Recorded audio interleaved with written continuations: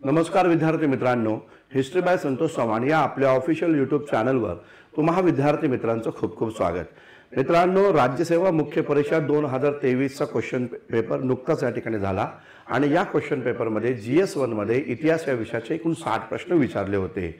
तर या 60 प्रश्नांची संभाव्य उत्तर काय असतील हे आयोगाची आन्सर की येण्याच्या आधीच मी तुम्हाला या ठिकाणी देत आहे, जेणेकरून ज्या विद्यार्थ्यांनी हा क्वेश्चन पेपर सॉल्व केला होता त्या विद्यार्थ्यांना इतिहास या विषयामध्ये किती मार्क मिळतील याची माहिती या ठिकाणी मिळून जाईल आणि त्याचबरोबर जे भविष्यामध्ये पेपरची तयारी करत आहे त्या विद्यार्थ्यांना देखील इतिहास या विषयाचे प्रश्न कसे येतात, त्याचं उत्तर काय नेमके आहे, त्याचं स्पष्टीकरण कशा पद्धतीचं आहे आणि कोणत्या सोर्सेसमधून हे प्रश्न विचारले जातात या सर्व गोष्टींची माहिती या आपल्या लेक्चर सिरीजमध्ये आज इथं तुम्हाला मी देणार आहे। तर एकाच व्हिडिओ लेक्चरमध्ये 60 प्रश्नांचं स्पष्टीकरण, उत्तर आणि सोर्सेस तुम्हाला इथं मी उपलब्ध करून देतोय। तर हे लेक्चर जे आहे हे शेवटपर्यंत या ठिकाणी पहा आणि आपल्या मित्रांना देखील हे लेक्चर शेअर जरूर करा। सुरू करूया आजचं महत्त्वाचं सेशन। तर लक्षात घ्या, बी संच होता माझ्याकडे, तर त्या बी संचाच्या नुसार हे सगळे क्वेश्चन मी घेतलेले आहेत। तर प्रश्न पहिला आहे, काय आहे प्रश्न पाहूया। पुढीलपैकी कोणत्या वकिलांनी असहकार चळवळीचा भाग म्हणून आपली किफायतशीर वकिली सोडून दिली? तर वकिलीचा राजीनामा दिला कोणी, अशा प्रकारचा प्रश्न या ठिकाणी आहे। आता बघा, इथं पर्याय जर आम्ही पाहिलं तर चित्तरंजन दास आहे, मुकुंदराव जयकर आहे, सैफुद्दीन किचलू आहे आणि वल्लभभाई पटेल आहे। लक्षात घ्या, पर्याय पाहण्याच्या आधीच तुम्हाला मी सांगेल, मुकुंदराव जयकर यांच्याबद्दल इयत्ता 11वीचं जे पुस्तक आहे त्या पुस्तकामध्ये आपल्याला माहिती मिळते की ही असहकार चळवळ चालत असताना लब भोपटकर आणि बॅरिस्टर MR जयकर यांनी आपल्या वकिली पदाचा राजीनामा दिला नाही, कारण न्यायालयाच्या केसेस त्यांच्याकडे खूप जास्त पेंडिंग होत्या, म्हणून त्यांनी वकिलीचा राजीनामा देण्यास नकार दिलेला होता असं एकंदरीत दिसतं। आता इथे पर्यायामध्ये आपण पाहूया बी कुठे कुठे आहे, तर लक्षात घ्या बी इथं सगळीकडेच या ठिकाणी आहे असं दिसतंय आणि म्हणून आयोगाने पहिल्या आन्सर की मध्ये काही उत्तर असू द्या, मात्र सेकंड आन्सर की मध्ये हा प्रश्न जो आहे हा रद्द होणार आहे, हा प्रश्न कॅन्सल होणार आहे, हे मी तुम्हाला आत्ताच सांगतो। आणि त्यासाठी संदर्भासाठी तुम्ही इयत्ता 11वीचं पुस्तक, स्टेट बोर्डचं जे पुस्तक आहे ते तुम्ही या ठिकाणी जॉईन करू शकता। ते पुस्तक तुम्ही पहा, त्या पुस्तकामध्ये हा मुद्दा दिलेला आहे। ठीक आहे, तर हा प्रश्न रद्द होणार आहे, त्यामुळे या प्रश्नाच्या संदर्भामध्ये तुम्ही कसल्याही प्रकारे मार्क जरी मिळाले असले तरी ते गृहीत धरू नका आणि चुकीला जरी असला तरी ते तुम्ही या ठिकाणी नर्वस पण होऊ नका। ठीक आहे, नेक्स्ट क्वेश्चन पाहूया। पुढील वृत्तपत्रे आणि त्यांचे संपादक यांच्या जोड्या जुळवा, अशा प्रकारचा प्रश्न आहे। वृत्तपत्रांची नावं आणि त्यांची संपादक कोण कोण आहे ते दिलेलं आहे। मुंबई वैभव, गुराखी, देशसेवक आणि काळ। आता लक्षात घ्या, काळ म्हणजे शिवरामपंत परांजपे यांनी लिहिलेलं नियतकालिक आहे। मुंबई वैभव जर आपण पाहिलं तर मुंबई वैभव हे KP मेहेंदळे यांनी या ठिकाणी सुरू केलेलं वृत्तपत्र आहे।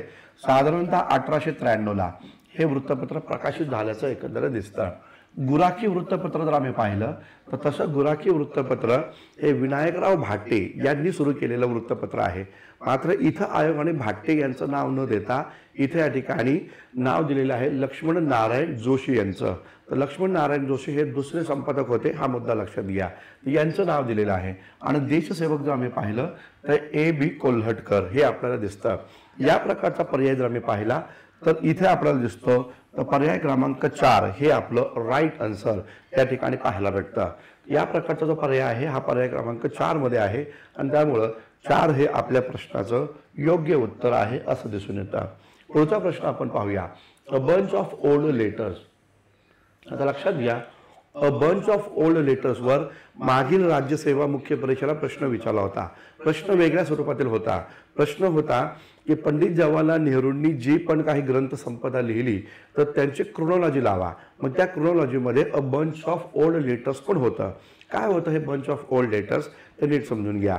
सन 1928 पासून ते 1933च्या दरम्यान पंडित जवाहरलाल नेहरूंना विविध ठिकाणी तुरुंगामध्ये जावं लागलं आणि तुरुंगामध्ये असताना त्या नेहरूंनी त्या ठिकाणी तुरुंगातून आपली जी मुलगी आहे इंदिरा गांधी तिला उद्देशून काही पत्र लिहिली। त्या पत्रांना म्हटलं जातं अ बंच ऑफ ओल्ड लेटर्स आणि लक्षात घ्या ही जी पत्र आहे ही पत्र 1958ला प्रकाशित या ठिकाणी करण्यात आलेली आहे असं एकंदरीत दिसून येतं। तर इथं विचारले अ बंच ऑफ ओल्ड लेटर्स कोणी लिहिलं, तर उत्तर काय आहे, तर उत्तर याचं आहे पंडित जवाहरलाल नेहरू।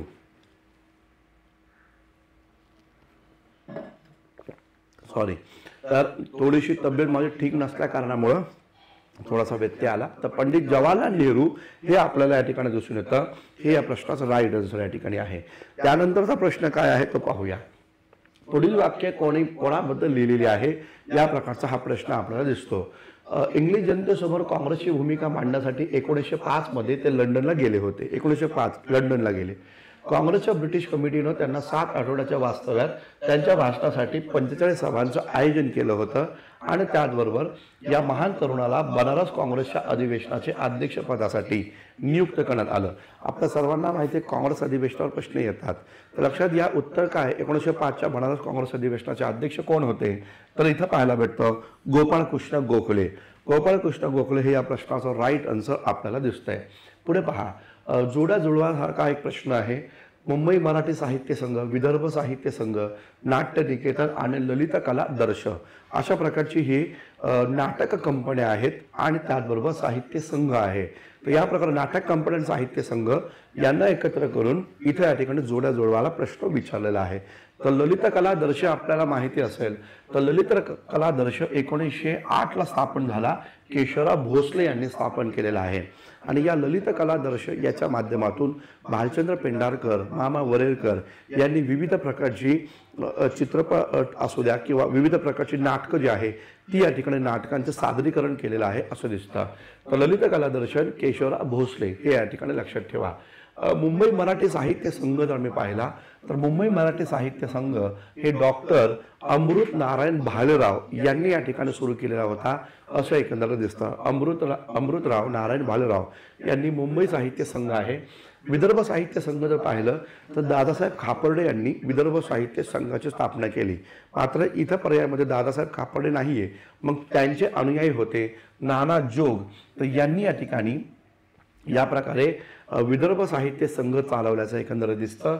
आणि नाट्य निकेतन जर आम्ही पाहिलं तर मोतीराम गजानन रांगणेकर हे आपल्याला या ठिकाणी दिसून येतात।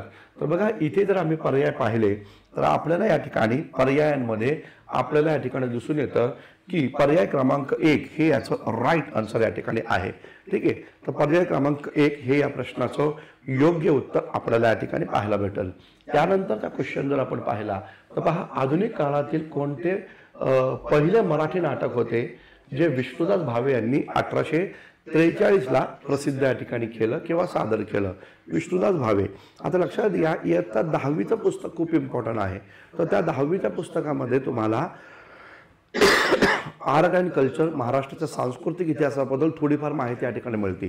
पण त्यामध्ये विष्णुदास भावे यांचं नाव तुम्हाला दिसतं आणि सीता स्वयंवर हे त्यांचं ते नाटक आहे जे 1843ला पहिलं प्रकाशित झालं असं दिसून येतं।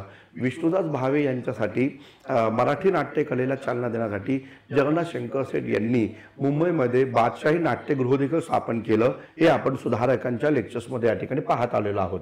पुढे पाहूया आपण। त्यानंतर आपल्याला या ठिकाणी दिसतो एक प्रश्न, योग्य जोड्या जुळवा। क्रांतिकारी चळवळीशी संबंधित हा प्रश्न आहे। खुदिराम बोस, सचिंद्रनाथ सेन, सचिंद्रनाथ सेन म्हणजे सचिंद्रनाथ सन्याल आहेत हे लक्षात असू द्या। त्यानंतर आहे बरिंद्र कुमार घोष आणि रामप्रसाद बिस्मिल्ला। तर या लोकांनी काय कामगिरी केली त्या संदर्भात इथे समोर दिलेलं आहे। आता खुदिराम बोस जर आम्ही पाहिलं तर खुदिराम बोसने काय केलं तर लक्षात घ्या, किंग्सफोर्ड न्यायमूर्ती किंग्सफोर्ड जो होता, मुझफ्फर षड्यंत्र केस आठवा, तर त्यामध्ये न्यायमूर्ती किंग्सफोर्डवर बॉम्ब टाकण्यात आला खुदिराम बोस आणि प्रफुल्लकुमार चाके यांनी। मात्र किंग्सफोर्ड वाचला, त्याची पत्नी केनेडी तिच्यावर बॉम्ब पडला, ती या ठिकाणी मृत्युमुखी पडलेली आहे आणि म्हणून प्रफुल्लकुमार चाकेने स्वतःला गोळी मारून घेतली आणि खुदिराम बोसला फाशीची शिक्षा या ठिकाणी झाली। तर किंग्सफोर्ड बॉम्ब प्रकरण हे आहे। सचिंद्रनाथ सेन यांनी काय केलं, इंडियन रिपब्लिकन असोसिएशन म्हणजेच हिंदुस्थान रिपब्लिकन असोसिएशनची स्थापना इथे या ठिकाणी करण्यात आली। आयोगाने काय केलं बघा, हिंदुस्थानच्या ऐवजी इंडियन असं नाव टाकलं, तुम्हाला फसवण्याचा प्रयत्न इथं केलेला आहे। पुढे बघा, बरिंद्र कुमार घोष जो आम्ही या ठिकाणी पाहिला तर बरिंद्र कुमार घोषने काय केलं तर बरिंद्र कुमार घोष हा माणिकतुल्ला प्रकरणामध्ये आहे. अलीपूर षड्यंत्र केस आपण पाहतो बघा, कन्हैयालाल दत्त, सत्येंद्रनाथ बसू यांसारखी जी लोक होती तर ती आणि वरेंद्र कुमार घोष यासारख्या लोकांना अलीपूर षड्यंत्र केसमध्ये अटक करण्यात आलं. उल्हासकर दत्तने एक मिटिंग ठेवली होती 34 क्रांतिकारकांची, तिथं हल्ला करण्यात आला. पोलिसांनी तिथं या 34 क्रांतिकारकांना अटक केलेला आहे. बॉम्बचं प्रशिक्षण देण्यासाठी उल्हासकर दत्तनं इथं कार्यक्रम आयोजित केला होता आणि मग त्यावेळेस क्रांतिकारकांना अटक इथं केलं. 34 पैकी 31 क्रांतिकारक अटक झाले. सेनापती बापट मात्र त्यातनं निसटलेले आहेत असं दिसून येतं. आणि रामप्रसाद बिस्मिलला काकोरी षड्यंत्र केस हे या ठिकाणी लक्षात घ्या. आता बघा, कायदे मंडळात बॉम्बस्फोट हा काय विशेष नाहीये. कारण काय, इथं पाहायला शकतं की कायदे मंडळात बॉम्बस्फोट कोणी केला, भगतसिंग आणि बटुकेश्वर दत्तांनी केलेला आहे. त्यामुळे इथे जर आपण पाहिलं तर या प्रकारचा जोड्या जुळवा जर आम्ही पाहिलं तर काय आहे, तर पर्याय क्रमांक 4 हे याचं राईट आन्सर आपल्याला या ठिकाणी दिसून येतं. तर पर्याय क्रमांक 4 हे या प्रश्नाचं योग्य उत्तर या ठिकाणी आहे, हे लक्षात या ठिकाणी घ्या.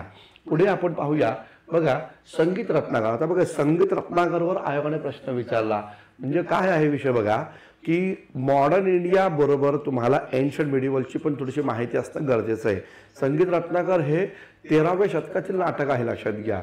तर या भारतीय संगीतावरील प्रमाणभूत असणाऱ्या ग्रंथाचे लेखक कोण आहे, तर संगीत रत्नाकर हे संगीतावर आधारित असणारं एक महान ग्रंथ आहे आणि हा ग्रंथ शारंगदेव यांनी लिहिल्याचं एकंदरीत दिसतं. तर 13व्या शतकातील हा ग्रंथ आहे. तर शारंगदेव यांना ह्या ग्रंथाची रचना केलेली आहे असं एकंदरीत दिसतं. पुढे पहा, कोणत्या प्रदेशात काठ आणि गोफ नृत्याचे प्रकार प्रसिद्ध आहेत. तर काठ आणि गोफ नृत्य जर आम्ही पाहिलं तर ते कोकण प्रांतामध्ये आपल्याला या ठिकाणी दिसतं. तर कोकण हे याचं राईट आन्सर या ठिकाणी दिसून येतं.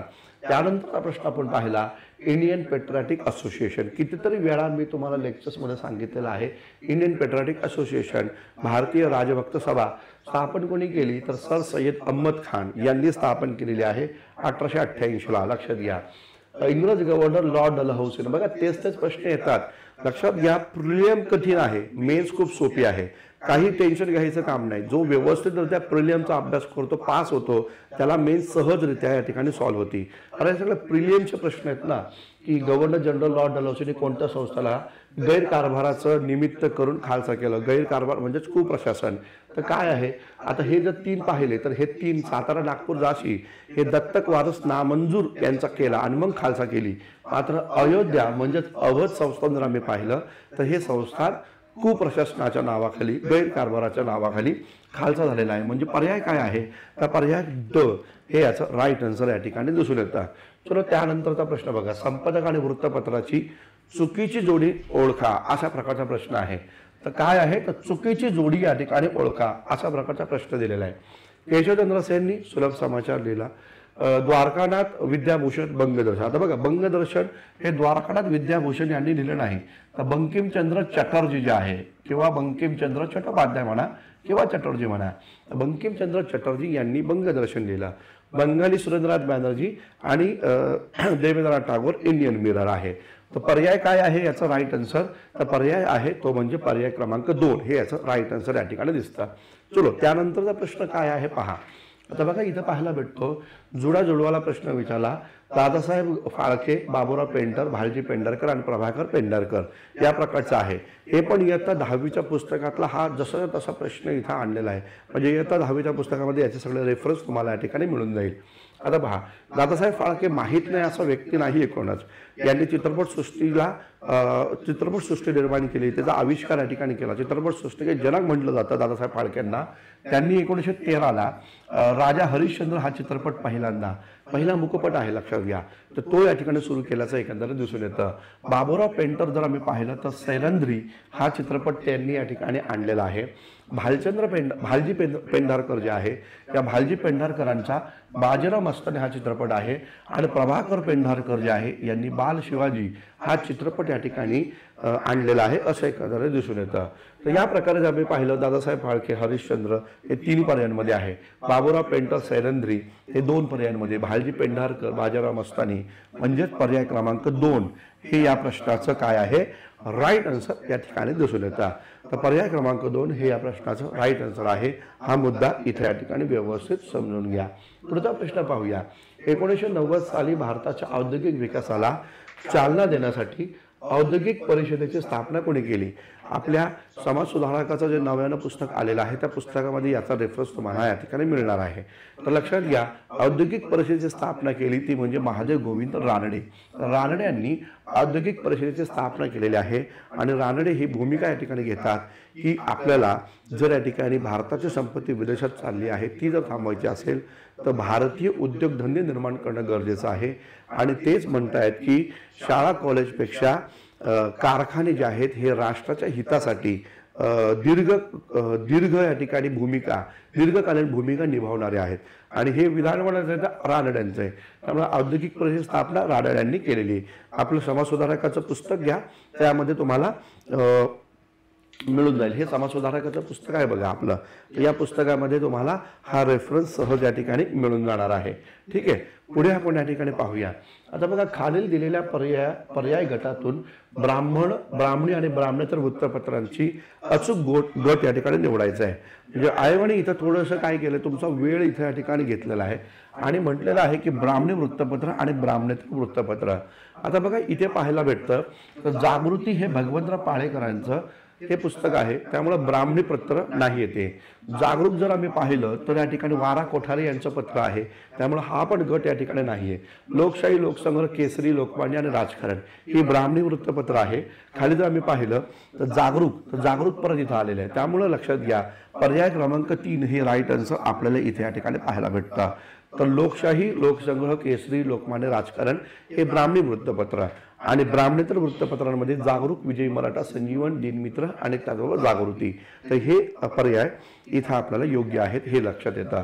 पर्याय क्रमांक 3 हे या प्रश्नाचं राईट आन्सर या ठिकाणी आपल्याला या ठिकाणी पाहायला भेटतं. चलो नेक्स्ट क्वेश्चन काय, कोणत्या वर्तमानपत्रानं त्यावेळेचा बंगालचा गव्हर्नर जनरल वॉरेन हेस्टिंग्सच्या सर्वसामान्य धोरणावर टीका केली?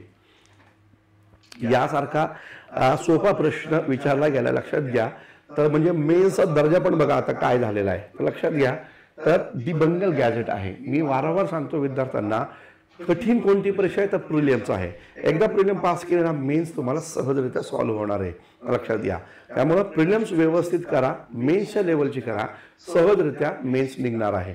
तर बंगाल गॅझेट जेम्स ऑगस्टस सिक्कीनं सुरू केलेलं भारतातलं पहिलं वृत्तपत्र, ज्यामध्ये वॉरेन हेस्टिंग्सच्या भ्रष्ट कारभाराची चिकित्सा करण्यात आलेली होती, म्हणून वॉरेन हेस्टिंगने हे पत्र बंद देखील केलं होतं. ईस्ट इंडिया कंपनीतर्फे कॅप्टन हॉकिन्सनं कोणाच्या काळात भारतात आला? बघा आता हा पण प्रश्न, कॅप्टन हॉकिन्स कोणाच्या काळामध्ये भारतात आला? आता कॅप्टन हॉकिन्सचा कारखंड जर आपल्याला लक्षात आला पाहिजे, कधी आलता भारतात? 1608ला भारतात आला. 1608ला तेव्हा मुघलांचा बादशाह कोण होता? तर जहांगीर होता. 1605ला अकबरचं निधन झालेलं आहे आणि त्यानंतर जहांगीर इथे या ठिकाणी बनलेला आहे राजा. त्यामुळे जहांगीर हे याचा राईट आन्सर या ठिकाणी दिसून येतं. चलो त्यानंतर पहा, हिंदुस्तान सोशलिस्ट रिपब्लिकन असोसिएशन या संघटनेच्या स्थापनेत कोणाचा पुढाकार होता? आता बघा आपल्याला माहिती आहे, हिंदुस्तान रिपब्लिकन असोसिएशन 1924ला आणि त्यानंतर हिंदुस्तान सोशलिस्ट रिपब्लिकन असोसिएशन 1928ला स्थापन झाली आणि ह्या स्थापनेमध्ये पुढाकार भगतसिंगचा राहिल्याचं एकत्र दिसतं. लक्षात असू द्या, दिल्लीच्या फिरोजशाह कोटला मैदानामध्ये भगतसिंगनी क्रांतिकारकांची बैठक घेतली आणि भूमिका मांडली की आपल्याला समाजवादी राज्य स्थापन करायचं आणि म्हणून मग सोशलिस्ट रिपब्लिकन असोसिएशनची स्थापना करण्यात भगतसिंगचा मोठा वाटा राहिल्याचं एकंदरीत या ठिकाणी दिसतं.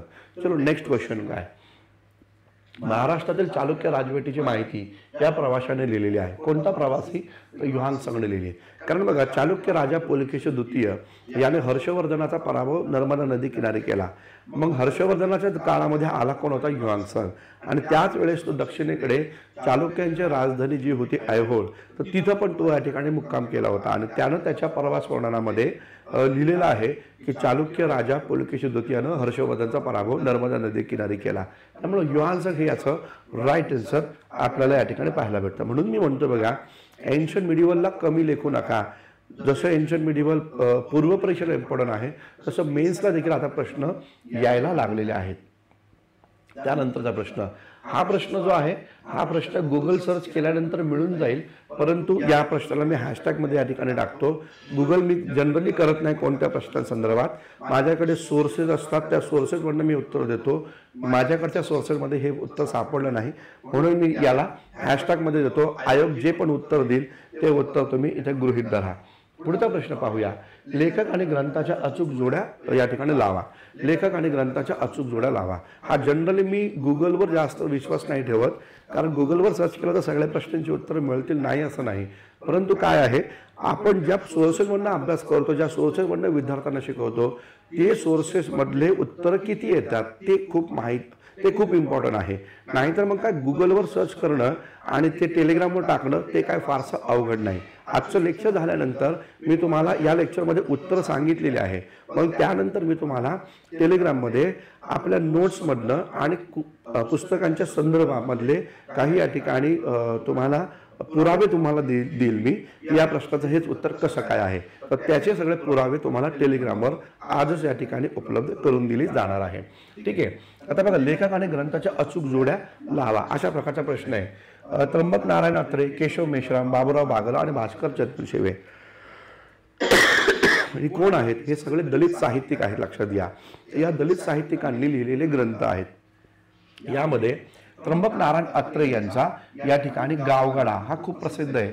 अनेक वेळा मी आपल्या विद्यार्थ्यांना सांगत आलेलो आहे, प्रशासकीय अधिकारी बनताय तर गावगाडा वाचून घ्या, कारण महाराष्ट्रातले बलुतेदारी आणि अलुतेदारी सिस्टीम त्यामुळे समजून येईल. जर ग्रामीण भागामध्ये पोस्टिंग मिळाली आणि गावगाडाच माहीत नसेल तर प्रॉब्लेम आहे. आणि म्हणून त्र्यंबक अत्रेंचं गावगाडा वाचा खूप वेळा सांगितलं, त्याच्यावर प्रश्न आलाय. केशव मेश्राम जे आहेत त्यांनी या ठिकाणी पोखरण ही कादंबरी या ठिकाणी लिहिली. बाबूराव बागल, जेव्हा मी जात चोरली होती, त्यांचं खूप प्रसिद्ध या ठिकाणी कादंबरी आपल्याला पाहायला भेटते. तर इथं अघोरी आहे आणि भास्कर चंदनशिवे बिरड हे आपल्याला या ठिकाणी पाहायला भेटतं. या प्रकारे तुम्ही या ठिकाणी पाहू शकता. या पर्यायाचं उत्तर काय आहे, इथं तिन्हीकडे दिलेलं आहे. केशव मेश्राम पोखरण आहे इथं दिलेलं आहे. त्याचबरोबर बाबूराव बागल जे आहे ते या ठिकाणी अघोरी दिलेलं आहे, तर इथं दिलेलं आहे. त्यामुळं इथं पाहू शकतो आपण पर्याय क्रमांक 4 हे याचं राईट आन्सर या ठिकाणी पाहायला भेटतं. ठीक आहे. तर पर्याय क्रमांक 4 हे याचं योग्य उत्तर या ठिकाणी दिसतंय. पुढे बघा, क्रांतिकारी कार्य करणारे नेते, संबंधित शहर यांच्या जोड्या. आता हे काय आहे, हे इयत्ता 11वीच्या पुस्तकात आहे. राज्यसेवा मेन्सला जात आहे, कंबाईनची देत आहे किंवा पूर्व परीक्षा देत आहे, कोणत्याही परिस्थितीत इयत्ता 11वीचं पुस्तक हे वाचलंच पाहिजे. जे जुनं पुस्तक आहे आधुनिक महाराष्ट्राचा इतिहास, हे पुस्तक तुम्हाला वाचावंच लागणार आहे, कारण राज्यसेवा मेन्सला किमान 7 ते 8 प्रश्न या पुस्तकातून येतात. आतापर्यंत 3 प्रश्न आपल्याला या पुस्तकातले सापडलेले आहे. आता बघा, नागपूर श्रीधर परांजपे आहे. अमरावती जर आम्ही पाहिलं तर दादासाहेब खापर्डे या ठिकाणी आहे. यवतमाळ जर आपण पाहिलं आबासाहेब खानखोजे आहे. आणि बेळगाव जर आम्ही पाहिलं तर गंगाधर देशपांडे आहे. हे कुठल्या सोर्सेसमधनं, तर स्टेट बोर्ड इयत्ता 11वीचं पुस्तक आहे, त्यामधनं तुम्हाला ही प्रश्न सहजरित्या या ठिकाणी सॉल्व्ह होतात. दादासाहेब खापर्डे शिकवताना मी बराच वेळा सांगितलं, अमरावतीमध्ये दादासाहेब खापर्डे यांनी होम रूलची शाखा देखील सुरू केलेली होती. तर दादासाहेब खापर्डे अमरावती आहे, CA आहे. म्हणजे या प्रकारे तुम्हाला पर्याय क्रमांक 3 हे या प्रश्नाचं राईट आन्सर या ठिकाणी पाहायला भेटत आहे. ठीक आहे. त्यानंतर पुढचा प्रश्न आपण पाहूयात. पर्याय क्रमांक 3 हे याचा राईट आन्सर आहे. हां, पहा, खालील विधानं पहा. 31 ऑक्टोबर 1920ला स्थापन झालेल्या ऑल इंडिया ट्रेड युनियन काँग्रेसचे म्हणजे आयटकचे लाला लजपतराय हे अध्यक्ष राहिलेले आहेत. हे तर बरोबर आहे, कारण PYQs मध्ये आलेलं आहे की लाला लजपतराय पहिले अध्यक्ष या ठिकाणी आहे. 1927 पर्यंत ऑल इंडिया ट्रेड युनियन काँग्रेसची 57 कामगार संघटना संलग्न होत्या. नीट समजून घ्या.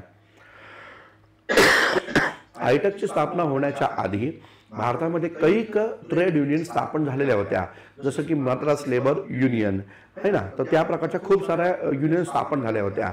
आयटक स्थापन झाल्यानंतर या सर्व युनियनने स्वतःला आयटकमध्ये विलीन करून घेतलं आणि म्हणून 1927 पर्यंत पाहायला भेटतं 57 कामगार संघटना यामध्ये विलीन झाल्या होत्या. हे विधान सत्य आहे, हे लक्षात घ्या. तर इथं पाहू शकता तुम्ही पर्याय क्रमांक जो 2 आहे तो म्हणजे A आणि B हे दोन्ही बरोबर आहे. हे या प्रश्नाचं राईट आन्सर या ठिकाणी आहे असं एकंदरीत दिसून येतं. चलो नेक्स्ट क्वेश्चन काय आहे पाहूया. थोडा पेन चेंज करतो. आता पहा, खालीलपैकी कोणतं विधान चूक आहे म्हटलेलं आहे. ठीक आहे. तर मौलाना अबुल कलाम आझाद यांनी जून 1912ला अल हिलाल हे उर्दू साप्ताहिक प्रकाशित केलं. अल हिलाल हे उर्दू साप्ताहिक प्रकाशित केलं असं म्हटलंय. ठीक आहे, माहिती आहे, PYQs मध्ये आलेले आहे. अल हिलाल यांचं आहे. मोहम्मद अली जिना. आता पहा, मोहम्मद अली जिना 1911 रोजी दी कॉम्रेड हे इंग्रजी साप्ताहिक प्रकाशित करतायत. आता बघा, हा पण PYQs येऊन गेलेला आहे. तर कॉम्रेड आणि हमदर्द हे मोहम्मद अली जिना यांचं नाहीये, तर मोहम्मद अली जोहार यांचं आहे. ठीक आहे, तर मोहम्मद अली जोहार जे आहे त्यांचं आहे. या प्रकारे अली बंधू आपण इतिहासामध्ये पाहतो. पहा, मोहम्मद अली आणि त्याचबरोबर शौकत अली जे खिलाफत चळवळीचे प्रमुख नेते होते. तर त्या अली बंधूंमधले मोहम्मद अली यांनी कॉम्रेड आणि हमदर्द हे वृत्तपत्र सुरू केली. त्यामुळे हे दुसरं विधान आहे, हे चूक आहे. पुढे पहा, सन 1912 मध्ये जफर अली खान यांनी जमीनदार साप्ताहिकाचं दैनिकात रूपांतर केलं. बरोबर आहे. तर जफर अली खान हे जमीनदार ह्या वृत्तपत्राची वृत्तपत्र लिहित आहेत. तुम्ही जर बिपिन चंद्रांचं पुस्तक पाहिलं तर इंडियन फ्रीडम स्ट्रगल, तर त्या पुस्तकामध्ये हा रेफरन्स तुम्हाला सहजरित्या या ठिकाणी मिळतो. तर चूक कोणता आहे? फक्त ब हे या ठिकाणी चूक आहे असं एकंदरीत या ठिकाणी दिसून येतं. चलो नेक्स्ट क्वेश्चन. दामोदर सावरकर आणि डायडस यांनी, हा प्रश्न थोडासा विचार करणार आहे. दामोदर चाफेकर आणि यांनी society for the protection of Hindu religion या संघटनेची स्थापना केली. आता पहा, नेमकं काय होतं, हे संघटन कधी वाचनामध्ये आलं नाही आपल्या, हे संघटन कधी वाचनामध्ये आलं नाही. परंतु याचा हा प्रश्न कसा सॉल्व्ह करायचा तो नीट व्यवस्थित या ठिकाणी पाहूया. चाफेकर बंधूंसोबत कोणती व्यक्ती होती ज्यांनी ही संघटना स्थापन केली? आता बघा, नारायण सावरकर आणि विनायक सावरकर नसणार आहे, कारण विनायक सावरकर आणि नारायण सावरकर, गणेश सावरकर आणि विनायक सावरकर हे दोघंही या ठिकाणी चाफेकर बंधूंना तसं पाहिलं तर ज्युनियर या ठिकाणी आहे. म्हणजे विदा सावरकरांचं जे सामाजिक किंवा क्रांतिकारी चळवळीतलं कार्य हे 1896 नंतर सुरू झालं असं आपण पाहतो. राष्ट्रभक्त समूह त्यांनी सुरू केलं होतं, मात्र त्याच्याही आधी चाफेकर बंधूंनी या ठिकाणी काम केलेले. मग चाफेकर बंधूंनी 1893ला, फॅक्ट काय आहे लक्षात घ्या, 1893ला जेव्हा हिंदू मुस्लिम या ठिकाणी दंगली झाल्या होत्या, त्या पार्श्वभूमीवर society for the protection of Hindu religion या नावाचं संघटन केलं. याच संघटनेचं रूपांतर पुढे जाऊन चाफेकर क्लबमध्ये झाल्याचं आहे असं एकंदरीत दिसून येतं. मग चाफेकर क्लब स्थापन कोणी केला? तर चाफेकर बंधूंनी केलेला आहे. म्हणून मग बाळकृष्ण चाफेकर हे याचं राईट आन्सर आहे. द्रविड बंधू पण याचं उत्तर नसणार आहे, कारण माहिती आहे आपल्याला, त्यांची हत्या झाली तेव्हा चाफेकर बंधू कुठून लपलेले आहे हे द्रविड बंधूंनी पोलिसांनी सांगितलं, म्हणून द्रविड बंधूंची हत्या करण्यात आली. ठीक आहे, त्यामुळे द्रविड बंधू पण उत्तर नाही, तर बाळकृष्ण चाफेकर हे याचं राईट आन्सर या ठिकाणी दिसून येतात. चलो सॉरी,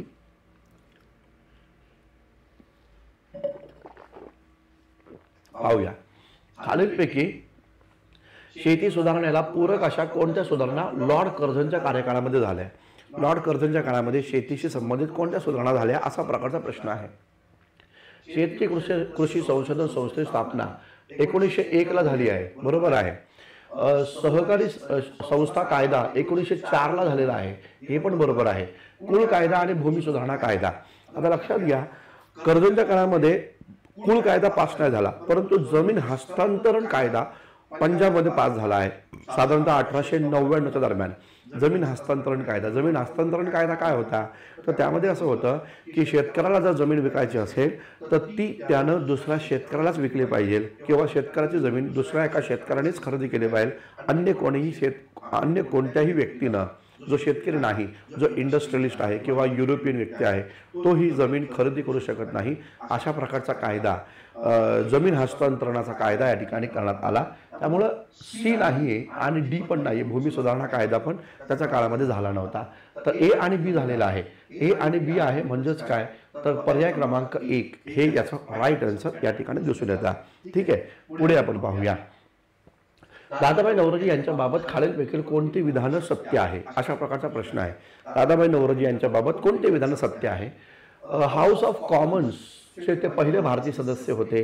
विधान बरोबर आहे का? 100% विधान बरोबर आहे. हाऊस ऑफ कॉमनचे ते सदस्य आहे.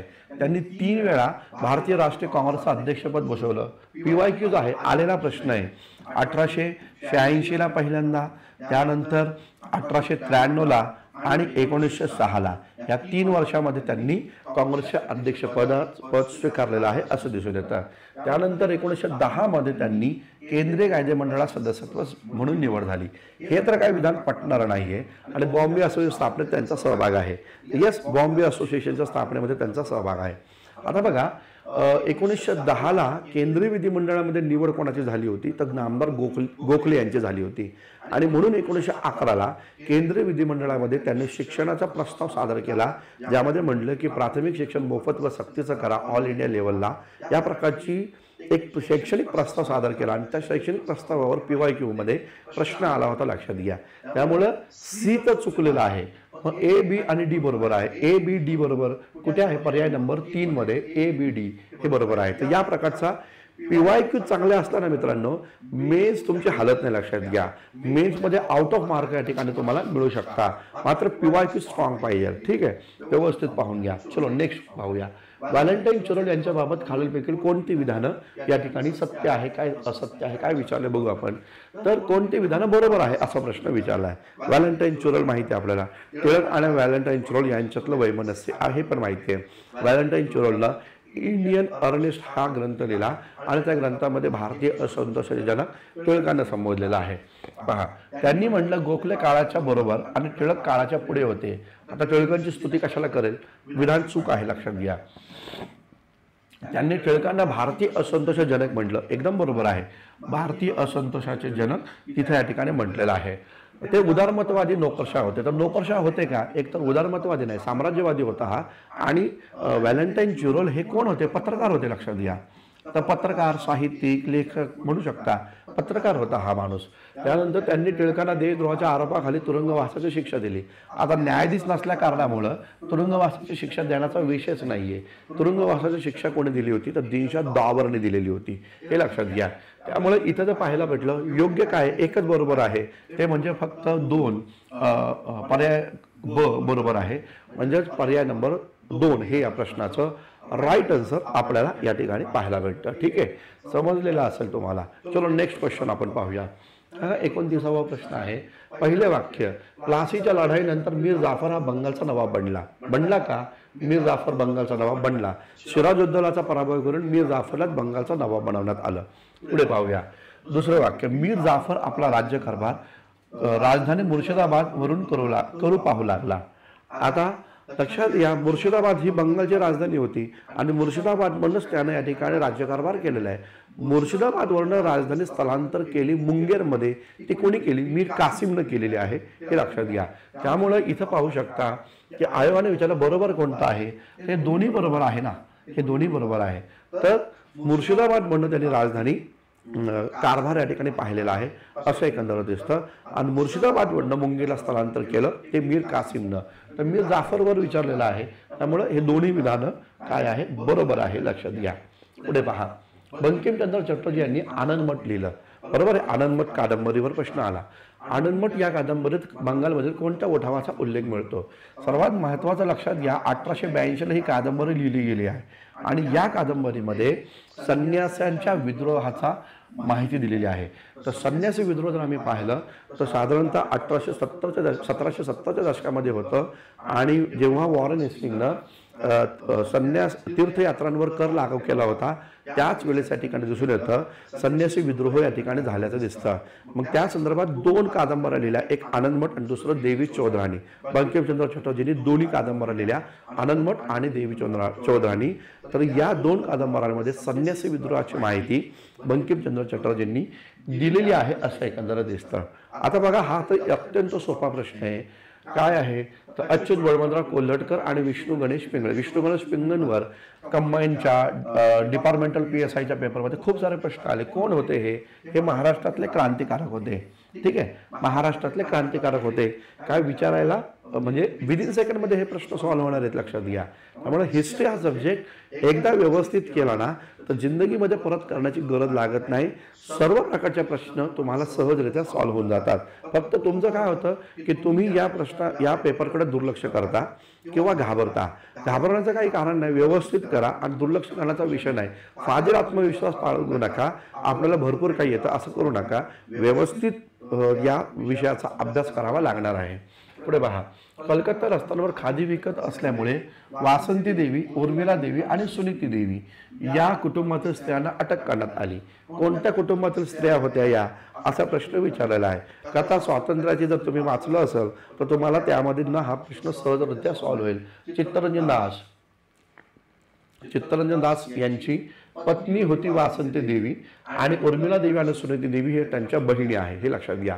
लक्षात घ्या, लॉर्ड चंद्र केस सँडर्सची हत्या जी झाली तेव्हा सँडर्सची हत्या करत असताना किंवा सँडर्सनं लाला लजपत रायांच्या छातडावर जेव्हा काठ्या मारल्या त्यामुळे लाला लजपत राय निधन पावले, तेव्हा याच वासंती देवीनं आव्हान केलं की भारतामध्ये कोणता मर्द नाही का की जो लालाजींच्या हत्येचा बदला घेईल. मग तेव्हा भगतसिंग, राजगुरू सुखदेव, चंद्रशेखर आझाद हे पुढे आल्याचं एकंदरीत दिसतं.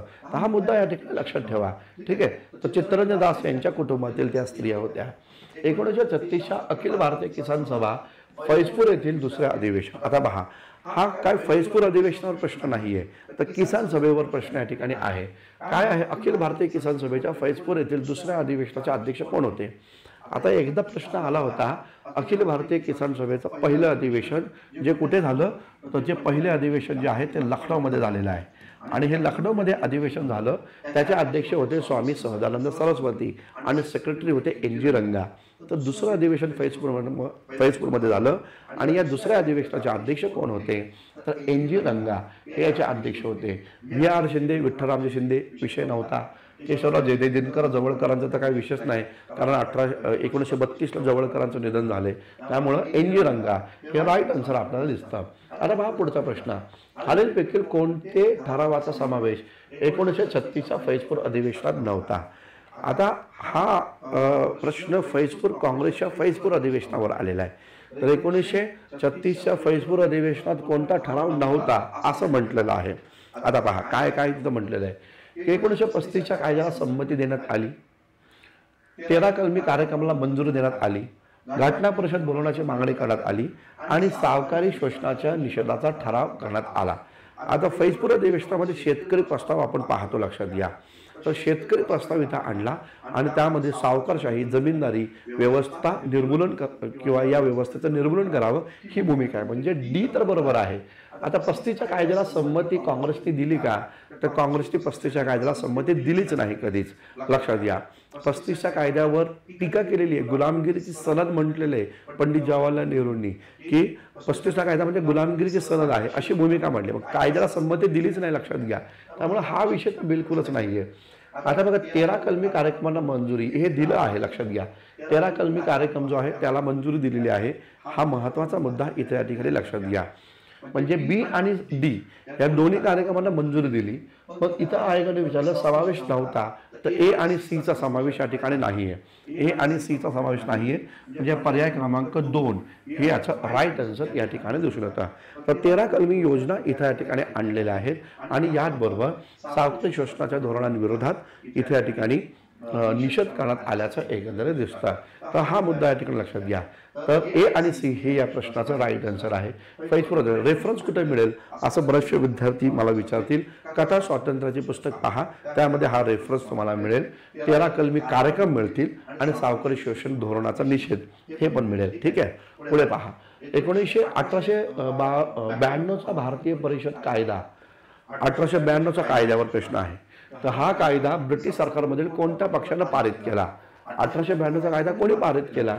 लोकशाही पक्ष, मजूर पक्ष, रूढीवादी पक्ष आणि पुरोगामी पक्ष. पुरोगामी पक्ष वगैरे असं काही नाहीये, तर काय कन्झर्वेटिव्ह पार्टी आहे, लक्षात घ्या.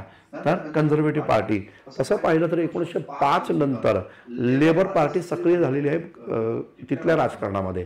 ठीक आहे, 1905. आणि त्याच 1905च्या लेबर पार्टीच्या प्रचारासाठी नामदार गोखले गेले होते लंडनला. हा मुद्दा लक्षात घ्या. तर कन्झर्वेटिव्ह पार्टीनं 1892चा कायदा इथे या ठिकाणी लिहिलेला आहे, म्हणजे 1892चा कायदा पारित केला आहे असं दिसतं. जया पद्मा विजया रत्ना हे काय मी उत्तर देत बसत नाही, जॉग्रफीचा हा प्रश्न आहे. पुढे पहा, पुढील हिंदू महासभेचे कार्यकर्ते व ते काम करत असलेले ठिकाणं यांच्या जोड्या जुळवा. आपल्या नोट्सच्या बाहेरचा हा प्रश्न आहे, मी काही याच्यावर जास्त चर्चा करत नाही. हा प्रश्न आयोगाची वाट पहा आन्सर कीची, त्यातनं तुम्ही या ठिकाणी सॉल्व्ह करा आणि ज्यांना येतोय त्यांनी चांगलं आहे, ज्यांना येतोय त्यांचं चांगलं आहे. नासू हर्डीकर यांनी स्थापन केलेल्या हिंदुस्थानी सेविका दलाच्या कॅप्टन कोण होत्या, हा पण प्रश्न मी हॅशटॅगमध्ये या ठिकाणी आणतोय. आयोगाची आन्सर की या ठिकाणी येऊ द्या, ती तुम्हाला जे सांगेल ते त्याचं उत्तर या ठिकाणी असेल. मी गुगल वगैरे सर्च करत बसत नाहीये, हे लक्षात घ्या. जे आपण शिकवले विद्यार्थ्यांना त्यातनं किती प्रश्न येत आहेत ते आपल्याला इथे या ठिकाणी स्टुडंटला सांगायचे आहेत. पुढे पहा, हिंदू महासभेबाबत काय सत्य आहे. आता हा बघा PYQच्या माध्यमातून कसा प्रश्न सॉल्व्ह होतो ते नीट समजून घ्या की हिंदू महासभेचे 19वे अधिवेशन 1 जानेवारी 1938 रोजी कर्णावती येथे पार पडले. आता बघा मागच्या कंबाईनला असा प्रश्न आला होता, हिंदू महासभेचं अधिवेशन कर्णावतीमध्ये नाही, 1938ला नागपूरमध्ये झालेलं आहे. लक्षात घ्या, कर्णावतीचं अधिवेशन कधीचं 1937चं आहे. 1937चं अधिवेशन कर्णावतीचं आहे आणि नागपूरचं अधिवेशन 1938चं आहे. तर पहिलं विधान तर काय चूक आहे, ठीक आहे, पहिलं विधान चूक आहे. दुसरं काय, 1929 मध्ये डॉक्टर न.भ. खरे हे हिंदू महासभेचे अध्यक्ष होते. तर हे 19वे अध्यक्ष होते. लक्षात घ्या, डॉक्टर ना.भ. खरे हे अध्यक्ष, त्यामुळे फक्त ब हे बरोबर आहे. ठीक आहे, अ चुकलेलं आहे आणि ब बरोबर आहे. फक्त विधान ब हे या ठिकाणी काय आहे, सत्य या ठिकाणी आहे, हे या ठिकाणी लक्षात घ्या. तर हिंदू महासभेशी संबंधित आणि एकूणच सांप्रदायिक वादाशी संबंधित जे पण काही नोट्स आहेत त्या टेलिग्रामवर दिल्या जातील. त्या टेलिग्रामच्या नोट्समधनं एकदा सगळ्या वाचून घ्या. ठीक आहे. हां, पुढे आपण पाहूया. पहा, एक प्रश्न आपल्याला दिसतो, कोणत्या कायद्यानं हाय कमिशनरवर देखरेख ठेवण्याचं काम गव्हर्नर जनरलकडे सोपवण्यात आलं. खूप महत्वाचा प्रश्न बघा, हाय कमिशनर जो आहे तर या हाय कमिशनरवर देखरेख ठेवण्याचं काम म्हटलेलं आहे. आता प्रश्न काय आला होता बघा यापूर्वी, हाय कमिशनरची स्थापना कोणत्या कायद्यानुसार झाली. तर आपल्याला माहिती आहे हाय कमिशनरची स्थापना जी झालेली आहे ती या ठिकाणी 1919च्या कायद्याद्वारे झालेली आहे. ठीक आहे, हाय कमिशनरची स्थापना 1919च्या कायद्याद्वारे झाली, सर्वांना माहिती. आता इथं म्हटलं काय, त्याच्यावर देखरेख ठेवण्याचं नियंत्रण किंवा देखरेख ठेवण्याचं काम हे गव्हर्नर जनरलकडे कोणत्या कायद्याद्वारे आलं. तर याचं उत्तर काय आहे, तर याचं उत्तर आहे 1935चा कायदा. आता कसं काय म्हणताल तुम्ही, कारण लक्षात घ्या 1935चा जो कायदा आहे त्या कायद्याद्वारे परराष्ट्र विभाग, त्याचबरोबर संरक्षण विभाग यांवर हे कोणाच्या अधिपत्याखाली आले, सुरक्षा, संरक्षण आणि परराष्ट्र विभाग हे गव्हर्नर जनरलच्या अधिपत्याखाली आले. आता हाय कमिशनर ऑफ इंडियाची नियुक्ती करता म्हणजे परराष्ट्र धोरणाशी संबंधित हा मुद्दा आहे आणि म्हणून मग 1935च्या कायद्या अंतर्गत गव्हर्नर जनरलकडे हा अधिकार आला की या ठिकाणी भारतीय उच्चायुक्त जे आहे ज्याला हाय कमिशनर म्हणतं त्याच्यावर नियंत्रण हे गव्हर्नर जनरल ठेवतील. या प्रकारची भूमिका इथे या ठिकाणी घेतली गेली. 35चा कायदा राईट आन्सर आहे, हे लक्षात घ्या. पुढे आपण पाहू शकतो. आता बघा हा प्रश्न काय नेमका आहे तो नीट समजून घ्या. डॉक्टर पंजाबराव देशमुख यांच्याशी संबंधित हा प्रश्न या ठिकाणी पाहायला भेटतो. पंजाबराव देशमुखांशी संबंधित आहे.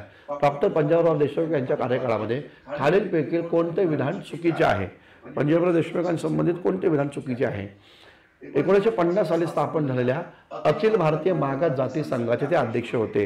होते का? 100% होते. चौथं पाहूया आपण की 1955 साली स्थापन झालेल्या भारत कृषक समाजचे ते अध्यक्ष होते. तर हे पण 100% या ठिकाणी भारत कृषक समाजचे अध्यक्ष या ठिकाणी राहिले. बॅकवर्ड क्लासेस स्कॉलरशिप बोर्डचे ते अध्यक्ष होते, हे पण बरोबर आहे. आणि 1938 मध्ये या ठिकाणी विदर्भ मध्य प्रांत ब्राह्मण परिषदेचे त्यांनी अध्यक्षपद भूषवलं, हे मात्र तितकंसं योग्य नाहीये. मग आयोगाने काय विचारलं, कोणतं चुकीचं आहे, तर हेच या ठिकाणी चुकीचं आहे असं एक प्राथमिक दर्शी मला या ठिकाणी वाटत आहे. लक्षात घ्या. तर 1, 2, 3 तर बरोबर आहे, मात्र तिसरा पर्याय जो आहे तो I am not sure about that, पण हे याचं उत्तर या ठिकाणी असलं पाहिजे. 50% प्रॉबॅबिलिटी 3 हे याचं उत्तर या ठिकाणी असलं पाहिजे, हे मी तुम्हाला सांगतो. आयोग कदाचित ते 2 पण देऊ शकतं, परंतु 2 किंवा 3 मध्ये मी म्हणेल 3 हे याचं उत्तर या ठिकाणी असेल, हे या ठिकाणी लक्षात घ्या. ठीक आहे, पुढे आपण पाहूया की बाळशास्त्री जांभेकरांबाबत खालील विधाने वाचा व योग्य पर्याय निवडा. जांभेकरांबद्दल योग्य विधानं ओळखा असा प्रश्न आहे. एल्फिस्टन महाविद्यालयाचे पहिले सहाय्यक प्राध्यापक होते. कितीतरी वेळा लेक्चर्समध्ये मी सांगितलं की नारोजी फर्दुंजी पहिले शिक्षक आणि पहिले प्राध्यापक बाळशास्त्री जांभेकर. नीतिकथा आणि सारसंग्रह हा ग्रंथ त्यांनी लिहिला, हे बरोबर आहे ना, हे त्यांनी लिहिला. नारायण चंदावरकर यांनी इंदू प्रकाशमधील लेखामध्ये त्यांचा उल्लेख राजकीय ऋषी म्हणून केला असेल आणि 1840 मध्ये रॉयल जॉग्राफिकल सोसायटी ऑफ लंडनचे ते सदस्य होते. लक्षात घ्या, रॉयल जॉग्राफिकल सोसायटी ऑफ लंडनचे ते सदस्य या ठिकाणी इथं पाहायला भेटतात. आता इथं पाहायला भेटतं काय, आयोगाने तुम्हाला विचारलं कोणतं या ठिकाणी विधान बरोबर या ठिकाणी आहे, अशा प्रकारचा प्रश्न या ठिकाणी आहे. तर royal geographical society of London. आता बघा, royal Asiatic society of Bengal ची स्थापना झाली होती कुठे, बंगालमध्ये. Royal Asiatic society of Bengal बंगालमध्ये स्थापन झाली होती. आणि मुंबईमध्ये पण या प्रकारे रॉयल एशियाटिक सोसायटी स्थापन झाली होती. तर लंडनमध्ये royal geographical society of London होती आणि त्या संघटनेचं एक मुखपत्र होतं एशियाटिक रिसर्च. तर या एशियाटिक रिसर्चमध्ये लिखाण करणारे होते बाळशास्त्री जांभेकर. आणि म्हणून मग हे लक्षात घ्या, त्या संघटनेचे पण ते सदस्य राहिलेले आहेत आणि त्यामुळं इथं पाहायला भेटतं वरील सर्व विधानं बरोबर आहे. तर एशियाटिक रिसर्च हे या रॉयल जॉग्राफिकल सोसायटी ऑफ लंडनचे काय होतं, मुखपत्र होतं आणि त्या मुखपत्रामध्ये ते लिखाण करत होते बाळशास्त्री जांभेकर. म्हणून 4ही विधानं बरोबर आहेत, हे लक्षात या ठिकाणी घ्या. संयुक्त महाराष्ट्र चळवळीविषयी 1917ला संयुक्त महाराष्ट्र चळवळीविषयी 1917 मध्ये लोकशिक्षण या मासिकात त्रिभंग लैला महाराष्ट्र असा उल्लेख या ठिकाणी कुठे करण्यात आला. तर वायसेमच्या पुस्तकामध्ये याचा रेफरन्स तुम्हाला मिळेल. तर या ठिकाणी विठ्ठल वामन तामणकर यांनी तो केलेला आहे, लक्षात घ्या. तर संयुक्त महाराष्ट्र चळवळीविषयी 1917 मध्ये लोकशिक्षण हे मासिक होतं. तर त्या शिक्षण मासिकात त्रिभंग लैला महाराष्ट्र हा लेख कोणी प्रकाशित केला. तर हा जो लेख होता त्रिभंग लैला महाराष्ट्र, तर हा लेख विठ्ठल वामन ताम्हणकर यांनी प्रकाशित केलेला आहे असं दिसतं. वायसेम मधले बीट आहे, हे काही मी तुम्हाला या ठिकाणी सांगतो. पहा, पुढे पहा, म्हणजे ज्यांची संदर्भ माहिती आहे ते सांगितले पाहिजे विद्यार्थ्यांना, जेणेकरून विद्यार्थी त्या सोर्सेसमध्ये जाऊन अभ्यास करतील. भारतीय लोकांना कायदेमंडळात प्रथम प्रवेश कोणत्या कायद्याद्वारे देण्यात आला. अत्यंत सोपा प्रश्न आहे. तर भारतीय लोकांना कायदेमंडळात प्रवेश 1861च्या कायद्याद्वारे सर्वप्रथम मिळाल्याचं एकंदर दिसतं. आता पहा, 45वा प्रश्न काय आहे तो नीट समजून घेऊया. पुढील वाक्य कोशाशी संबंधित आहे, कोणाशी संबंधित आहे. तो कट्टर धर्मवेडा होता, धर्मवेडा मुसलमान होता म्हटले. तो लातूरचा वकील होता. इत्तेहादून तो सभासद होता. इत्तेहादून सभासद रजाकार म्हणून त्याला ओळखले जात, त्याला रजाकार म्हटलं जात. तर रजाकार कोण आहे आपल्याला माहिती आहे, कासिम रजवीला रजाकार म्हटलं जातं. त्यामुळे इथं आपल्याला पाहायला भेटतं. तर हे याचं राईट आन्सर आहे कासिम रजवी. ठीक आहे, चलो नेक्स्ट क्वेश्चन आपण या ठिकाणी पाहूया. आता बघा, हैदराबाद पोलीस ॲक्शनसाठी ऑपरेशन पोलो ही योजना कोणी राबवली. जास्त पाहायचं नाही की इयत्ता 11वीचं पुस्तक पाहायचं. त्या पुस्तकातला हा प्रश्न आहे. जनरल गोडार्डच्या नेतृत्वाखाली झाली आणि प्रत्यक्ष कारवाई यानं केली. रुद्रने प्रत्यक्ष कारवाई केली आणि जनरल गोडार्ड जे आहे त्यांनी ती ऑपरेशन पोलो ही योजना बनवलेली आहे. तुम्ही पाहू शकता, मराठवाडा मुक्ती संग्राम पहा किंवा इयत्ता 11वीचं किंवा संस्थानिकांचं विलीनीकरणाचा कोणताही चॅप्टर पहा, हैदराबाद मुक्ती संग्राम जेव्हा पहा तेव्हा जनरल गोडार्डचं नाव या ठिकाणी तुम्हाला येईलच. ठीक आहे, चलो नेक्स्ट क्वेश्चन कडे जाऊया. निजामावर कोणी बॉम्ब टाकला हा प्रश्न मागे येऊन गेला का नाही. PYQच खूप इम्पॉर्टंट आहे, लक्षात घ्या. मी PYQच कडे दुर्लक्ष केलं तर काही हाती लागणार नाहीये. तर नारायणराव पवारवर प्रश्न येऊन गेलेला होता. नारायणराव पवार यांनी निजामावर बॉम्ब टाकलेला आहे, हे या ठिकाणी लक्षात येतं लगेच. ठीक आहे, पुढचा प्रश्न पहा, इथं दिलेला आहे. संयुक्त महाराष्ट्राची राजधानी मुंबई असावी असे पुढीलपैकी कोणी सुचवलं. मी या प्रश्नाचं उत्तर या ठिकाणी हॅशटॅग मध्ये या ठिकाणी देतो. हा, तर या प्रश्नाचं उत्तर आयोगाला देऊ द्या, त्याची आन्सर की येऊ द्या आणि त्यानंतर आपण यावर या ठिकाणी भाष्य करूया. संयुक्त महाराष्ट्राची राजधानी मुंबई असावी असं कोण म्हटलं या संदर्भामध्ये. ठीक आहे, पुढे पाहूया. चलो नेक्स्ट क्वेश्चन आपण पाहूया. माधवराव बागल आणि रत्नप्पा कुंभार हे टिंबटिंबचे संस्थापक होते. आता आपल्याला माहिती माधवराव बागल ज्यांनी 1950ला कोल्हापूरमध्ये बाबासाहेब आंबेडकरांचा पुतळा या ठिकाणी पहिला उभा केला. रत्नप्पा कुंभार पण आपल्याला या ठिकाणी पाहतो आपण, जेव्हा तुमची चलेजाव चळवळ या ठिकाणी पाहतो तेव्हा रत्नप्पा कुंभारांचं मोठं काम कोल्हापूरमध्ये आपल्याला दिसतं. तर या ठिकाणी काय तर कोल्हापूर प्रजा परिषदेचे ते काय होते संस्थापक होते. रत्नप्पा कुंभार आणि माधवराव बागल कोल्हापूर प्रजा परिषदेचे ते या ठिकाणी संस्थापक या ठिकाणी आहे असं एकंदरीत दिसून येतं. पुढचा प्रश्न पहा. या राष्ट्रीय स्त्री संघाच्या अध्यक्ष होत्या. राष्ट्रीय स्त्री संघ जो आहे हा कोणी स्थापन केला. राष्ट्रीय स्त्री संघ हा 1927ला स्थापन झाला. सरोजिनी नायडूने स्थापन केलेला आहे. तर कोणी 1927ला सरोजिनी नायडूनं राष्ट्रीय स्त्री संघ स्थापन केला आणि त्या संघाच्या महासचिव अवंतिकाबाई गोखले आणि त्याचबरोबर कमलादेवी चट्टोपाध्याय होत्या. तर कमलादेवी चट्टोपाध्याय आणि अवंतिकाबाई गोखले या कोण होत्या महासचिव किंवा उपाध्यक्ष. अध्यक्ष आयोगाने विचारले सरोजिनी नायडू यांच्या अध्यक्षतेखाली या राष्ट्रीय स्त्री संघाची स्थापना झाली. डॅम शुअर आहे, डोंट वरी. ठीक आहे. नेक्स्ट क्वेश्चन पहा पुढे बघा. विष्णुशास्त्री चिपळूणकर यांच्याबाबत खालीलपैकी कोणते विधान चुकीचं आहे. आता पहिलंच आहे ना विचार लहरी कोणाचं आहे. PY किती वेळा आलाय विचार लहरीवर. विचार लहरी कोणाचं यांचे वडील कृष्णशास्त्री चिपळूणकर यांचं आहे.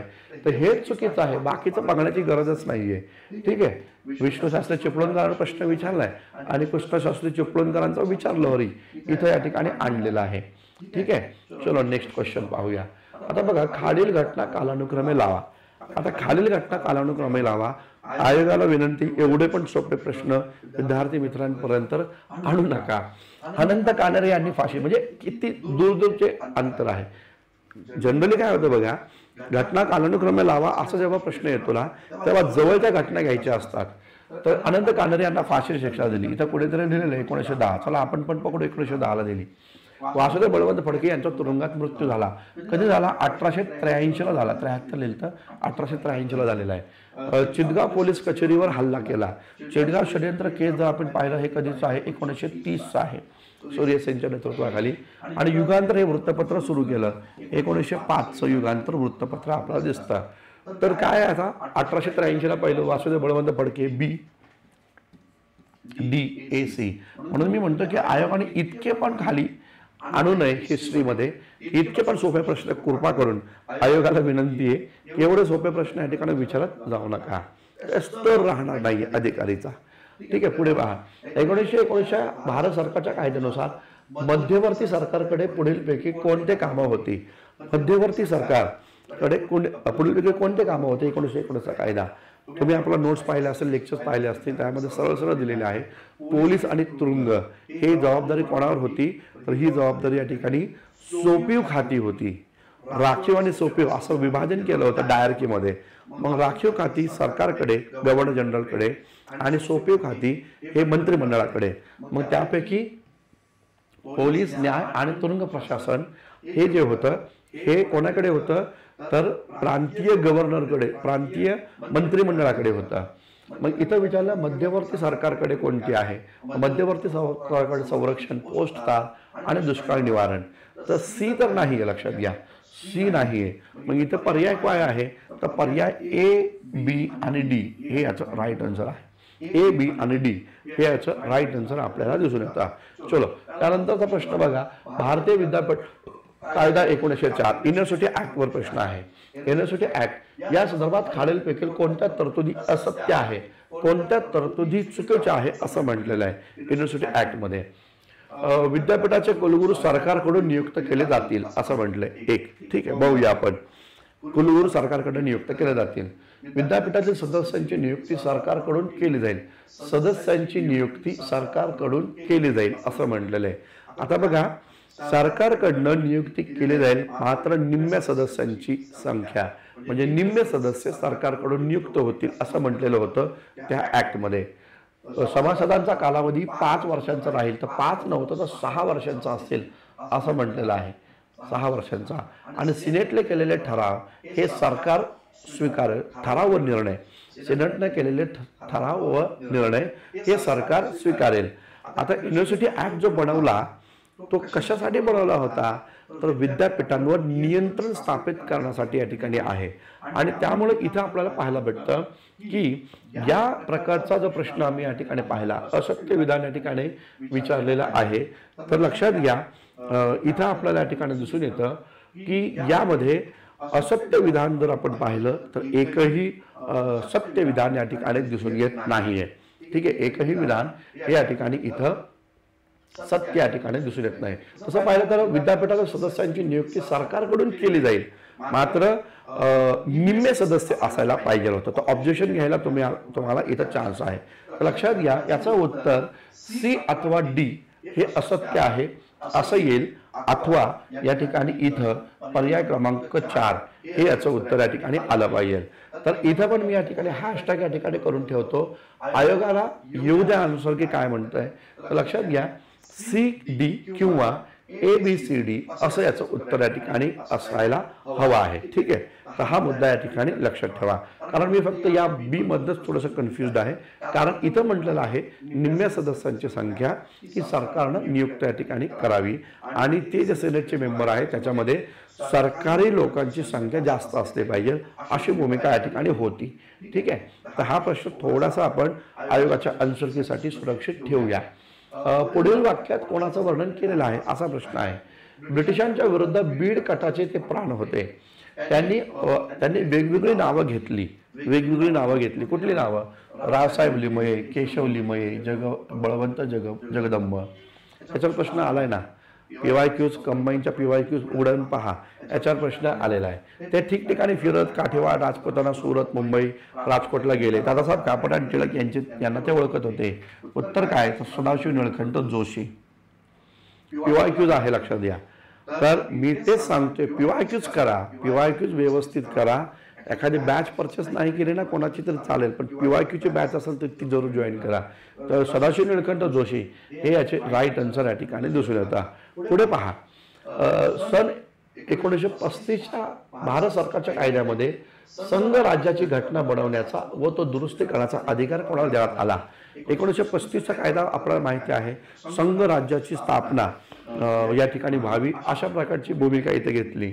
संघ राज्याची घटना बनवण्याचा आणि ती घटना दुरुस्त करण्याचा अधिकार कोणाला देण्यात आला? गव्हर्नर जनरल, ब्रिटिश सरकार, केंद्रीय कायदेमंडळ आणि गव्हर्नर जनरलचे कार्यकारिणी मंडळ. आता बघा, इथं असं आपल्याला लक्षात आलं पाहिजे, 35च्या कायद्याने काय दिलं, तर 35च्या कायद्याने जबाबदार शासन पद्धतीचा अवलंब केलेला आहे. जबाबदार शासन पद्धतीचा अवलंब केला असं आपण या ठिकाणी म्हणतो. म्हणजे उत्तरदायी शासन व्यवस्था निर्माण करण्याचा प्रयत्न यांनी केलेला आहे, आणि म्हणून संघ राज्याची स्थापना या कायद्याच्या द्वारे करण्यात आली. मग जबाबदार शासन पद्धती जेव्हा आपण या ठिकाणी म्हणतो तेव्हा लक्षात घ्या, संघ राज्याची घटना बनवण्याचा व दुरुस्त करण्याचा अधिकार हा केंद्रीय कायदे मंडळाला देण्यात आलेला होता. हे याचं राईट आन्सर या ठिकाणी दिसून येतं. आणि म्हणून तर 1937च्या निवडणुका काँग्रेसनं लढवण्याचा निर्णय घेतलेला होता, कारण जर संघराज्य अस्तित्वात आलं तर त्याच्यासाठी जर घटना दुरुस्ती किंवा घटना निर्माण करण्याची वेळ आली तर केंद्रीय कायदे मंडळामध्ये आपले लोक असले पाहिजेत, ही भूमिका या ठिकाणी घेतली गेली होती असं एकंदर दिसतं. तर उत्तर काय आहे याचं? केंद्रीय कायदे मंडळावर संघराज्य घटना बनवण्याचा व दुरुस्तीचा अधिकार देण्यात आल्याचं एकंदर दिसतं. या प्रत्येकाचे रेफरन्स मी तुम्हाला टेलिग्रामवर प्रत्येक प्रश्नाचे रेफरन्स सहित तुम्हाला उपलब्ध करून देईल, जेणेकरून शंका घेण्याचा वाव राहणार नाही. आता पहा, 1945 जो आहे, 1945 सिमला परिषदेच्या संदर्भात खालीलपैकी कोणती विधानं काय आहे चुकीची आहे असं विचारलंय. तर 1945ला सिमला परिषद जी झाली तर त्या सिमला परिषदेबाबत कोणती विधानं चुकीची आहे असं म्हटलेलं आहे. काँग्रेसचे प्रतिनिधी म्हणून मौलाना अबुल कलाम आझाद सहभागी झाले, एकदम बरोबर आहे, तेच होते त्या काळामध्ये. हिंदू महासभेचे प्रतिनिधी पंडित मदन मोहन मालवीय सहभागी झाले. आता पहा, हिंदू महासभेचे सदस्य राहिले संस्थापकांपैकी एक आहे पंडित मदन मोहन मालवीय. पण गंमत अशी आहे, हे जे सिमला परिषद जे आहे त्या सिमला परिषदेला हिंदू महासभेला बोलवलंच नव्हतं. मुद्दा नीट समजून घ्या. हिंदू महासभेला बोलवलंच नव्हतं, आमंत्रितच नव्हतं. कारण वेव्हेल्स असं म्हणणं होतं की सांप्रदायवादाला खतपाणी घालण्याचं काम हिंदू महासभे मोठ्या प्रमाणाने करत आहे. दुसरा मुद्दा, वेव्हेल्स असं म्हणणं होतं की मुस्लिमांचा जो आहे पक्ष तो म्हणजे ऑल इंडिया मुस्लिम लीग आणि हिंदूंचा आहे तो म्हणजे काँग्रेस, असं वेव्हेल्सचं म्हणणं होतं. आणि म्हणून दुसरं सांप्रदायिक राजकीय पक्ष असण्याचं कारणच नाहीये, म्हणून हिंदू महासभेला टाळलेलं आहे.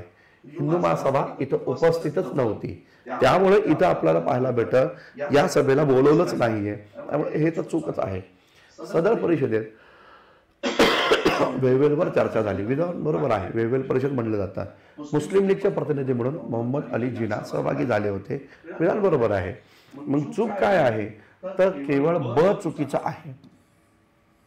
केवळ ब चुकीचं आहे, हे याचं राईट आन्सर या ठिकाणी दिसून येतं. चलो नेक्स्ट क्वेश्चन परत पाहूया. 58वा प्रश्न आहे. काश्मीर संस्थांच्या विलीनीकरणाच्या वेळी हे संस्थांचे पंतप्रधान या ठिकाणी आहे. एनसीईआरटीचं पुस्तक पहा, पॉलिटीची एनसीईआरटी आहे ना, त्या पॉलिटीच्या एनसीईआरटी मध्ये संस्थानिकांचा विलीनीकरणाचा टॉपिक तुम्ही पहा, तर त्या टॉपिकमध्ये तुम्हाला संस्थानाच्या विलीनीकरणावेळी काश्मीरच्या राजाचं नाव पाहायला भेटेल, पंडित रामचंद्र काक. हे त्यावेळेस काश्मीरचे कोण होते, प्रधानमंत्री या ठिकाणी होते. हा मुद्दा या ठिकाणी लक्षात घ्या. राजा हरिसिंग तिथला या ठिकाणी राजा होता, मात्र त्यानं पंडित रामचंद्र काक यांना काय बनवलं होतं, तर तिथलं प्रधानमंत्री बनवलं होतं, असं एकंदर दिसतं. 59वा प्रश्न काय आहे.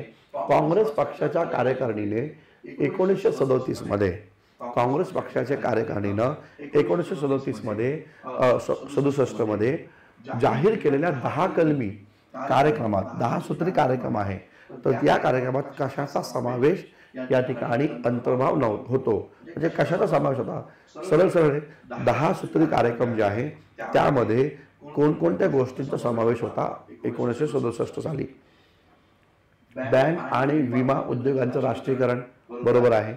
परराष्ट्र व्यापारावर सरकारी नियंत्रण बरोबर आहे. जमीन सुधारणा कार्यक्रमाची जलद अंमलबजावणी बरोबर आहे. आणि औद्योगिक मक्तेदारीवर नियंत्रण हे पण बरोबर आहे. तर या 10 कलमी योजनांमध्ये या सर्वांचा समावेश होता. इथे लक्षात घ्या, सर्व विधानं बरोबर आहे. वरील सर्व विधानं बरोबर आहे, हे याचं राईट आन्सर. आणि मला असं वाटतं PYQs मध्ये हा पण प्रश्न होता 10 सूत्री कार्यक्रमावर, तर हा मुद्दा लक्षात घ्या. शेवटचा प्रश्न आपण पाहूया. खालीलपैकी चुकीची जोडी ओळखा.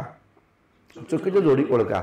बघा, एकाच दमामध्ये मी तुम्हाला 60 प्रश्नांची उत्तर इथे या ठिकाणी सांगितलेली आहेत. त्यातली 4 ते 5 प्रश्न याला मी पण हॅशटॅग मध्ये ठेवलेले. आयोगाची आन्सर की येऊ द्या, त्यामध्ये ती 5 प्रश्न तुम्हाला त्याची उत्तर मिळून जाईल. पण 54 ते 55 प्रश्नांची उत्तर मी तुम्हाला इथं सलग पद्धतीने देण्याचा प्रयत्न केलेला आहे. जनवादी महिला आघाडी, आता या आपल्याला माहिती आहे किरण मोघे नावाच्या ऍक्टिव्हिस्ट आहे, ते या संघटनेच्या ठिकाणी कार्यकर्त्या राहिलेल्या आहेत. तर या CPM communist party of India मार्क्सवादीच्या त्या नेत्या होत्या किरण मोघे. जनवादी महिला आघाडीच्या त्या प्रमुख राहिलेल्या होत्या असं दिसतं. मानुषी, तर या मानुषी महिला चळवळीसाठी काम करणारं नियतकालिक होतं मानुषी. अन्वेषा जर आम्ही पाहिलं तर अन्वेषा हे बंगालमधील स्त्रीवादी मुखपत्र आहे. मग इथं आपल्याला पाहायला भेटतं चुकीची जोडी कोणती आहे, तर पर्याय क्रमांक 4 आहे उस्मानिया. काय आहे, पुरोगामी स्त्री संघटनेची स्थापना 1974 ला नाही झाली, 1975 ला झालेली आहे. आणि ती पुरोगामी स्त्री संघटना मार्क्सवादी स्त्री संघटनेच्या आधारावर झाली, पुरोगामी स्त्री संघटना. आणि ही संघटना स्थापन झाली ही मुंबईमध्ये. ही मुंबईमध्ये स्थापन झालेली आहे 1975 ला. त्यामुळे उस्मानिया युनिव्हर्सिटी हे याचं उत्तर नाही, डॅम शुअर आहे, त्यामुळे काही टेन्शन घेऊ नका. तर लक्षात घ्या, हा जो क्वेश्चन पेपर या ठिकाणी होता, या क्वेश्चन पेपरमध्ये 60 प्रश्न विचारले गेले. तर या 60 पैकी 55 मार्क मिळायला या ठिकाणी काही प्रॉब्लेम नाही.